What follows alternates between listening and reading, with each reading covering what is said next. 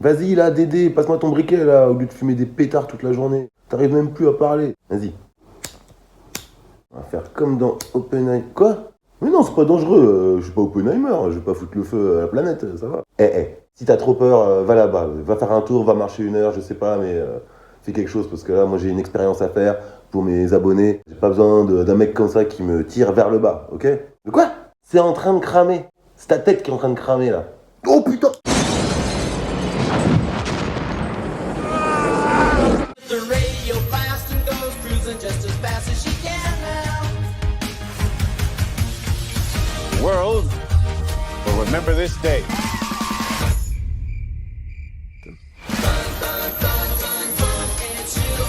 Bonjour et bienvenue dans les critiques christiques. Aujourd'hui, événement, on va parler du nouveau film de Christopher Nolan, Oppenheimer. Ça me tenait vraiment à cœur pour 2 raisons. La première, c'est que j'adore le cinéma de Christopher Nolan. Et la seconde, c'est que c'est la première fois que je fais une critique sur l'un de ses films. Mais un jour, je ferai celle de Batman The Dark Knight, juste pour le kiff. En 1942, convaincu que l'Allemagne nazie est en train de développer une arme nucléaire, les États-Unis initient dans le plus grand secret le projet Manhattan, destiné à mettre au point la première bombe atomique de l'histoire. Pour piloter ce dispositif, le gouvernement engage J. Robert Oppenheimer, brillant physicien qui sera bientôt surnommé le père de la bombe atomique. C'est dans un laboratoire ultra secret de Los Alamos, au cœur du désert du Nouveau-Mexique, que le scientifique et son équipe mettent au point une arme révolutionnaire dont les conséquences vertigineuses continuent de peser sur le monde actuel. Je pense que ce film que j'ai trouvé exceptionnel va peut-être un petit peu diviser. On verra après le bouche à oreille, car c'est du pur Christopher Nolan. Il est connu pour ses films avec pas mal d'actions bien menées, la plupart du temps. Je dis la plupart du temps, car ce n'est pas non plus là où il excelle. Ouh, je vais me faire gronder. Je pense bien entendu à la dernière scène d'action de Tenet qui est assez illisible, mais on ne peut pas lui enlever cette ambition de toujours vouloir aller plus loin. Et ce, en s'obstinant pour notre plus grand plaisir à faire les choses pour de vrai. Je pense à la scène du camion qui se retourne dans Batman The Dark Knight, au nombre incalculable de figurances sur Dunkerque, au Boeing qui explose réellement dans l'entrepôt dans Tenet. Je vais pas vous citer toutes les dingueries qu'il a fait dans ses films, pas très bon pour l'environnement, mais très impressionnant à l'écran. Ici, bien sûr, il nous propose un biopic inspiré du roman American Prometheus. Oh, l'accent de ouf. Prometheus qui déroba le feu aux dieux pour le donner aux hommes. Ici, on est en plein dedans. That's what she said.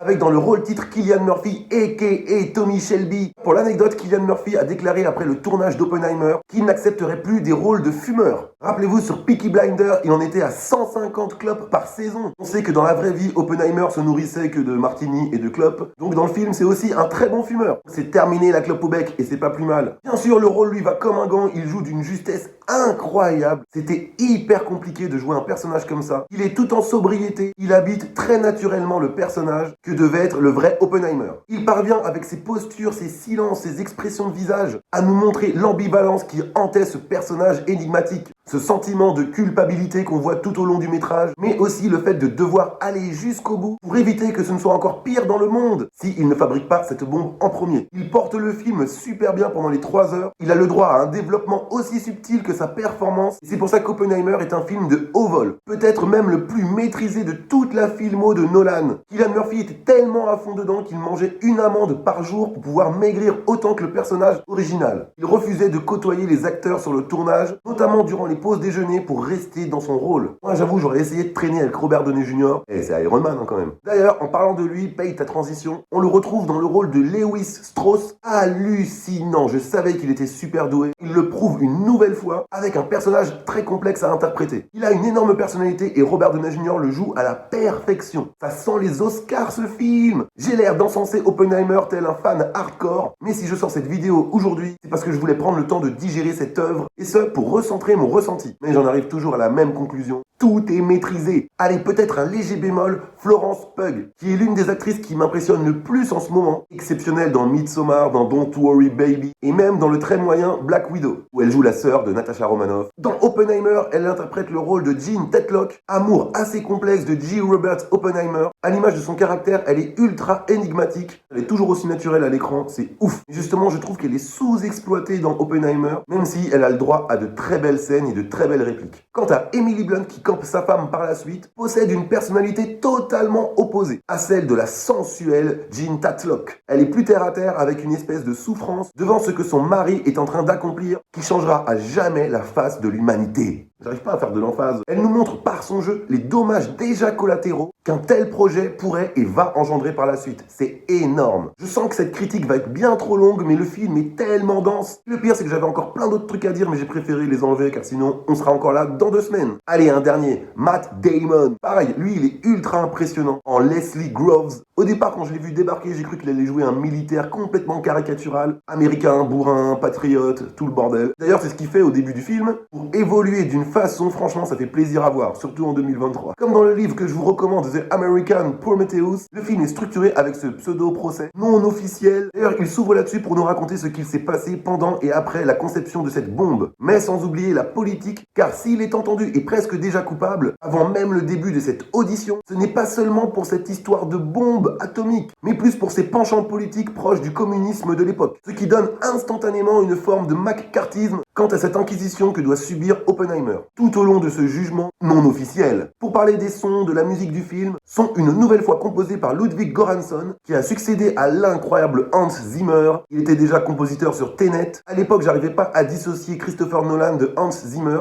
Interstellar, Inception, Batman The Dark Knight, la trilogie. Même si j'avais apprécié le travail de Ludwig Göransson sur Tenet, j'avais trouvé qu'il manquait un peu l'âme de Hans Zimmer. Je n'arrivais pas à dissocier Nolan de ce dernier, tellement les deux se mariaient de façon évidente. Sur Tenet, ça m'avait fait un léger choc, j'avoue. Aujourd'hui, je pense totalement différemment, car avec Tenet que j'ai vu et revu à l'endroit, à l'envers... Non, je rigole, parce que c'est... Non, parce que ça parle d'entropie, à l'endroit, à l'envers. Je me suis donc familiarisé avec la patte artistique de Ludwig Göransson. Et avec Oppenheimer, je trouve que le duo fonctionne du tonnerre. Encore plus que dans Tenet. Il met un point d'honneur à ce que la musique soit aussi un personnage du film, comme les sons stridents qui créent une ambiance, une urgence. Les sons sont aussi importants que ce qu'on voit à l'image. Et là, on parle de bombe atomique. Donc le travail de Ludwig Göransson et de Christopher Nolan est juste incroyable. On entend des notes très aiguës, très étirées, comme une corde de violon que tu tends au bord de la rupture. Et ce, durant de longues minutes. Hans Zimmer dans Batman The Dark Knight avait déjà utilisé ce même procédé à l'ouverture du film, rappelez-vous. Dans Oppenheimer, il nous propose aussi des notes et des rythmes qui au fur et à mesure se rapprochent et se démultiplient pour bien sûr générer du stress, de la claustrophobie, mais c'est aussi pour nous représenter le point de vue de l'esprit de J. Robert Oppenheimer. Ça crée en nous beaucoup d'urgence face à l'inévitable, l'inéluctable. On arrive carrément à ressentir tout ce stress, toute cette pression éprouvée par Robert Oppenheimer tout au long du métrage. Et ça dure 3 heures. Je trouve que Christopher Nolan et Ludwig Göransson se sont complètement trouvés sur ce film et on ressent la fusion des deux pour ce qui est de la musique et de l'image. Alors c'est étrange ce que je vais dire, mais l'essai Trinity qui est teasé tout au long de la promo du film, au premier visionnage m'a un peu déçu, alors que je n'avais jamais vu ça, c'est trop bizarre. Durant le film, bien sûr, on attend tous ce fameux essai nucléaire. D'ailleurs, c'est très bien amené, ça prend grave son temps, mais dans le bon sens du terme. Comme les acteurs, on n'en peut plus, on veut savoir ce que ça va donner. Visuellement, l'explosion est dantesque, mais j'ai été bien plus impressionné par la suite, je ne dirais rien. Mais en tout cas, j'ai fait waouh.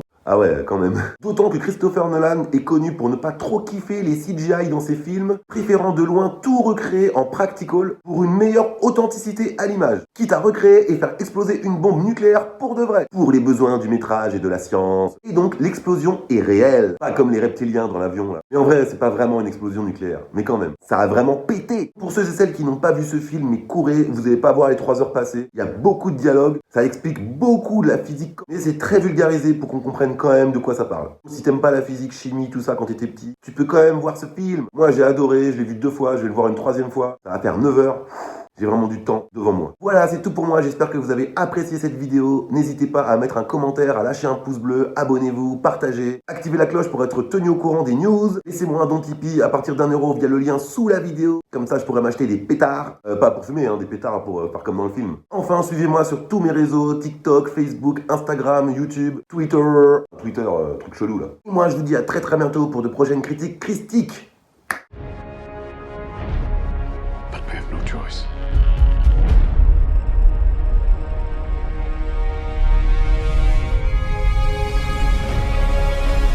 Now I become Death, the eater of burger. Ouais, désolé pour la pub à la fin, mais ça m'a bien fait marrer. Whoopi Goldberg, là. Oppenheimer. Mais ce n'est pas un placement de produit. Ils vont pas me filer de la thune de sitôt. En plus, j'aime pas les fast-food. Maintenant, je mange que des kebabs et des tacos. Allez, je vais retourner voir Dédé parce qu'il cherche un appart depuis que j'ai foutu le feu. Ah, désolé, ça va. On peut faire des expériences aussi. Ah, il me tend, ce gars.